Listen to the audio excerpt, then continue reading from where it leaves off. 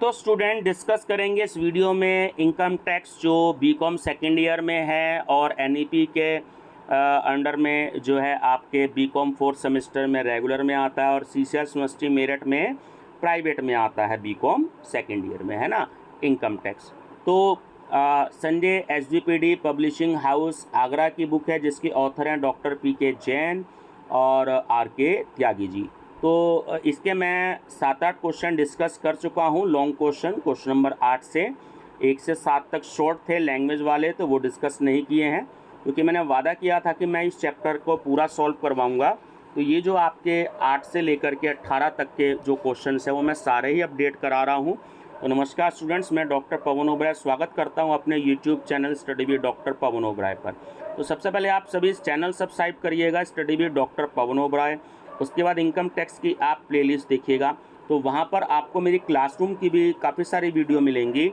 और ये जो मैंने रेड कलर का थंबनेल इस पर बनाया है, एक ही जैसा थंबनेल बनाया है, तो ये इस तरीके से मैं ऑनलाइन जो है ये मैं आपको वीडियो दे रहा हूँ, तो इसमें आपको काफ़ी बेनिफिट मिलेगा। तो 5-6 क्वेश्चंस में मैंने क्वेश्चंस का कॉन्सेप्ट बहुत अच्छे से क्लियर किया है, फिर भी मैं कोशिश करूँगा आपको अच्छे से क्लियर करने की। देखिए ऑनलाइन क्लास ऑनलाइन ही होती है, जो क्लास की वीडियो होती है, जो क्लास में हम अटेंड करते हैं उसकी एक अलग ही बात होती है, तो ये सब्स्टिट्यूट ही होता है। तो फिर भी आप प्रयास करिएगा, कोई बात अगर समझ में ना आए तो आप जो हैं वीडियो को आप 2 बार 3 बार सुन लीजिएगा, है ना। तो चलिए मैं प्रयास करूँगा आपको समझाने का ऑनलाइन वीडियो के माध्यम से कि कैसे जो है इसको हम सॉल्व करेंगे। तो देखिए बहुत ईजी चैप्टर है, आता ही आता है, कोई डिडक्शन वाला चैप्टर नहीं है। डिडक्शन 80C से 80U तक की आपकी होती हैं, तो इसमें कोई भी डिडक्शन नहीं है। तो एग्ज़ाम में अगर आ जाए तो आप इस क्वेश्चंस को जरूर करिएगा, या तो इसकी थ्योरी आती है या इसका न्यूमेरिकल आता है। 60% न्यूमेरिकल आने के चांसेस होते हैं, 40% थ्योरी पोर्शन आने के चांसेस होते हैं। चलिए मैं बताता हूँ आपको, है ना। क्वेश्चंस जो है बुक है Sanjay SGPD publishing house Agra की। अगर वो वाली बुक नहीं है, कोई और बुक है, तो आप उसकी भी प्रैक्टिस कर सकते हैं इसको देख करके, है ना। क्वेश्चन फिर भी है सामने, तो मैं एक एक पॉइंट वाइज आपको एक्सप्लेन करूँगा। श्री 15 क्वेश्चन है, Shri Ankur Jain has the following incomes for the previous year ending on 31 March 2022। देखिए फर्स्ट पॉइंट है, क्या है कि salary received from government of India. पहली बात तो क्या है कि वो गवर्नमेंट एम्प्लॉई हैं। अगर वो सैलरी रिसीव कर रहे हैं गवर्नमेंट ऑफ इंडिया से तो गवर्नमेंट एम्प्लॉय हो गए। और he lived in America for 3 months due to his service and received salary for such period there, है ना। तो वो 3 महीने के लिए क्या कर रहे हैं, वो सर्विस कर रहे हैं अमेरिका में, और उस समय पर वो वहीं पर सैलरी जो है वो रिसीव कर रहे हैं, ठीक है। तो अब जो यहाँ पर आपको देखना है क्वेश्चन में, नीचे मैं आपको पॉइंट दिखा देता हूँ। अगर फर्स्ट टाइम आप वीडियो को देख रहे हैं तो उसमें 3 कॉलम हमें प्रिपेयर करने होते हैं। Computation of gross total income of Ankur Jain, ठीक है, फॉर द असेसमेंट ईयर 2022 और 23। तो फर्स्ट कॉलम होता है ऑर्डिनरी रेजिडेंट, सेकंड होता है आपका नॉट ऑर्डिनरी रेजिडेंट, और थर्ड होता है आपका नॉन रेजिडेंट। तो अब ये आपको यहाँ ध्यान रखना है, ठीक है। यहाँ पर क्या है, एक्चुअली स्टैंडर्ड डिडक्शन का यूज़ होगा, आपको स्टैंडर्ड डिडक्शन याद रखनी है। कारण क्या है, देखिए मैं आपको बता देता हूँ कि इन्होंने जो सैलरी रिसीव करी है, तो सैलरी रिसीव कर रहे हैं ये 2,60,000 की। अब 2,60,000 इसलिए क्योंकि स्टैंडर्ड डिडक्शन होती है आपकी 50,000, ठीक है। नीचे मेंशन भी किया हुआ है, अभी मैं आपको क्वेश्चन में दिखाऊंगा। तो 2,60,000 का जो अमाउंट था, इसमें से आप स्टैंडर्ड डिडक्शन को माइनस कर लेंगे 50,000 को, तो आपकी इनकम आएगी 2,10,000, ठीक है। अब क्योंकि वो इंडियन गवर्नमेंट के एम्प्लॉई हैं, तो इसलिए तीनों कॉलम में आपकी ये इनकम आएगी, ये बात आपको याद रखनी है। देखिए अब यहाँ पर दे रखा है फर्स्ट पॉइंट, सॉल्यूशन में दूसरा नहीं दिखा रहा हूँ आपको, सेकंड पॉइंट का, कि salary from government of India less than SD मतलब स्टैंडर्ड डिडक्शन 50,000। तो 2,60,000 में से आपने 50,000 माइनस कर लिए तो 2,10,000 का आपका अमाउंट बैठा और वो तीनों कॉलम में आपका अमाउंट आएगा। ठीक है, ये बात आपको याद रखनी है। वो जो है हमारे सरकारी कर्मचारी है अंकुर जैन। ठीक है, हिंदी में भी बता रहा हूँ ताकि हिंदी मीडियम के बच्चों को ऐसा ना लगे कि सर इंग्लिश में बता रहे हैं। तो अगर कोई भी सरकारी कर्मचारी होगा तो आपको ये बात ध्यान रखनी है, तो वो आपको तीनों कॉलम में आपका अमाउंट आएगा, तो वो कहीं भी रिसीव करे, इससे कोई मतलब नहीं है। सेकंड पॉइंट क्या है? सेकंड ये है कि interest from a foreign company received in America and deposited in a bank there. अब ये आपको ध्यान रखना है अमाउंट। देखिए, मैंने आपको पहले ही बताया है कि कई क्वेश्चंस में बता चुका हूँ कि ऐसी कोई भी इनकम जो होती है अगर फॉरेन कंपनी से ली जाती है या फॉरेन कंट्री में ली जाती है और वहीं रिसीव की जाती है ना, और वहीं के बैंक में यानी कि फॉरेन कंट्री के ही बैंक में अगर डिपॉजिट कर दी जाती है, तो ऐसे इनकम जो है वो केवल और केवल एक ही कॉलम में आती है, यानी कि ऑर्डिनरी रेजिडेंट में आती है। ये देखिएगा, ये यहाँ पर जो पॉइंट नंबर आपका 5th है कि interest from foreign company received in America. आप इसको सीरियल वाइज भी कर सकते हैं या जो परफॉर्मा दे रखा है चैप्टर में उसके हिसाब से भी कर सकते हैं। तो मैंने जो 5-6 क्वेश्चंस कराए हैं आपको वो सीरियल वाइज भी ले लिए हैं और ये परफॉर्मे के अकॉर्डिंग भी हैं, तो इसलिए थोड़ा सा पॉइंट आगे पीछे हो गए हैं। तो आप जैसे चाहें वैसे कर सकते हैं, है ना। रिसीव्ड, एक्रूड और राइज का इसमें होता है, तो आप ध्यान रखिएगा। ठीक, तो ये बात आपको याद रखनी है। चलिए आगे क्या है अमाउंट, थर्ड पॉइंट में आपको बताता हूँ। इसमें थर्ड पॉइंट देखिए फिर से आ गया है, income from house property in India received in America. देखिए, इनकम कहाँ की है? पहली बात तो इनकम जो है हाउस प्रॉपर्टी की वो इंडिया की है और वो रिसीव्ड कहीं से भी करे तो इससे कोई मतलब नहीं है। अगर इंडिया की कोई इनकम है तो कोई भी पर्सन या अंकुर जैन पूरे ऑल ओवर वर्ल्ड में वो कहीं भी रिसीव कर सकते हैं।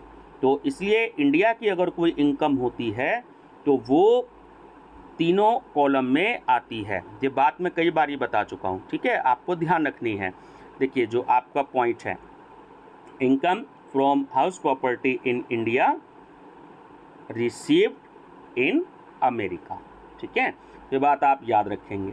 10,000 आपका तीनों कॉलम में आ जाएगा। फिर से मैं रिपीट कर देता हूँ आपको, अगर बच्चे फर्स्ट टाइम ये वीडियो देख रहे हों तो अगर कोई भी ऐसी इनकम जो इंडिया की होती है तो वो रिसीव्ड तो पर्सन जो है एसएससी जो है पूरे ऑल ओवर वर्ल्ड में कहीं भी रिसीव कर सकते हैं, अमेरिका में, लंदन में, जापान में, सिंगापुर में, कनाडा में। लेकिन अगर वो इंडिया की इनकम है तो वो तीनों कॉलम में अमाउंट आएगा, है ना, आपको ध्यान रखना है। चलिए, फोर्थ क्या है? Interest on debentures from an Indian company received in America and spent there. यानी कि जो इंडियन कंपनी, अंडरलाइन कर लीजिएगा या नोट कर लीजिएगा कि इंडियन कंपनी का जो इंटरेस्ट ऑन डिवेंचर्स है वो रिसीव्ड कहाँ किया है? वो अमेरिका में रिसीव किया है और स्पेंट यानी कि खर्चा जो कर दिया वो वहीं पर कर दिया, 15,000 रुपये। ठीक है, फिर से वही मैं बात बता रहा हूँ आपको कि कंपनी कहाँ की है? इंडिया की कंपनी है, इंडियन कंपनी है। अब वो रिसीव्ड कहीं भी कर सकता है, तो वही कॉन्सेप्ट इसमें भी लागू होता है। तो आपको क्या करना है, ध्यान देखिए, सॉल्यूशन कर रखा है इधर कि interest on debentures from Indian company received in America. तो जो आपका 15,000 रुपये का अमाउंट है वो आपका तीनों कॉलम में आएगा। ठीक है, चलिए नंबर 5th। अब 5th क्या है? 5th यह है कि income was earn in America and received there but brought in India. अब पॉइंट इन्होंने अपोजिट कर दिया क्वेश्चन में, यानी कि इनकम अर्न कहाँ हुई? अमेरिका में हुई, किसी भी फॉरेन कंट्री में हुई। आपको फॉरेन कंट्री याद रखना है, वर्ड तो चेंज हो सकता है, अमेरिका की जगह जापान भी हो सकता है, लंदन भी हो सकता है, सिंगापुर भी हो सकता है। और क्या है कि रिसीव्ड देयर, तो रिसीव्ड भी वहीं पर करी यानी कि अमेरिका में करी, फॉरेन कंट्री में करी, लेकिन उस इनकम को भारत में लाया गया, बट ब्रॉट इन इंडिया। ठीक है, तो ये जो अमाउंट है आपका कितने का है, 18,000 रुपये का है। ठीक है, चलिए अब क्या करना है, इस कॉन्सेप्ट को भी समझ लीजिए, मैं आपको सोल्यूशन दिखा देता हूँ इसका। तो ये जो आपका 18,000 रुपये का अमाउंट है, ये आपका सिर्फ फर्स्ट कॉलम में ही आएगा, यानी कि ऑर्डिनरी रेजिडेंट में ही आएगा, क्योंकि इंडिया में इनकम लाई तो जा रही है, लेकिन वो अमेरिका की कंपनी की जो इनकम है वो अमेरिका में ही रिसीव करी है, उसका इंडिया से कोई मतलब नहीं है। इसलिए जो है 18,000 रुपये का जो आपका अमाउंट है वो सिर्फ फर्स्ट कॉलम में ऑर्डिनरी रेजिडेंट में ही आएगा, ये भी आपको ध्यान रखना है। 6 क्या है, 6 पॉइंट है आपका income from business in Mumbai control from America.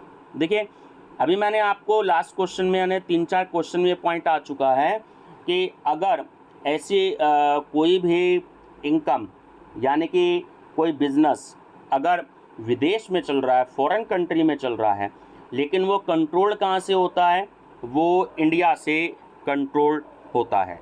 ठीक, तो शुरू के 2 कॉलम में अमाउंट आता है, लेकिन अब यहाँ क्वेश्चन इन्होंने चेंज कर दिया, लाइन में क्या चेंज किया है कि अब income from business in Mumbai control from America, यानी कि अमेरिका में उसका हेड ऑफिस रहा होगा, अमेरिका से वो कंट्रोल हो रहा है, और मुंबई में उसकी ब्रांच या ऑफिस कुछ खुला होगा, तो वहाँ पर उसकी इनकम हो रही है मुंबई में।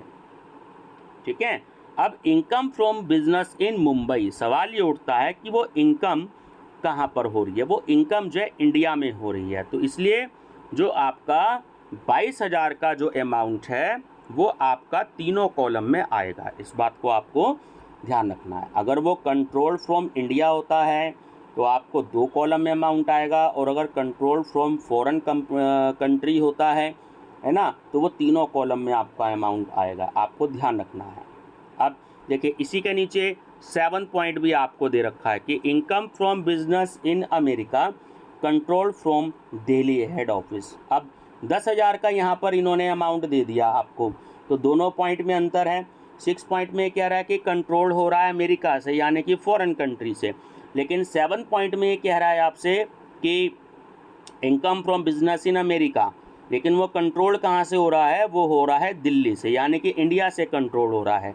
अब ये जो आपके 10,000 रुपये कहाँ जाएंगे, देखिए 7 पॉइंट जो मैंने आपको चीज़ बताई अभी, यानी कि अगर वो कंट्रोल आपका इंडिया से हो रहा है तो मैंने बताया अभी आपको कि शुरू के 2 कॉलम में, यानी कि ऑर्डिनरी रेजिडेंट में आता है और नॉट ऑर्डिनरी रेजिडेंट में आता है, तो 10,000 का अमाउंट आपका यहाँ पे शो हो जाएगा शुरू के 2 कॉलम में। ठीक है, और लास्ट का जो आपका अमाउंट है, क्वेश्चन नंबर आपका पॉइंट नंबर आपका 8 कि his brother send gift to him from New York.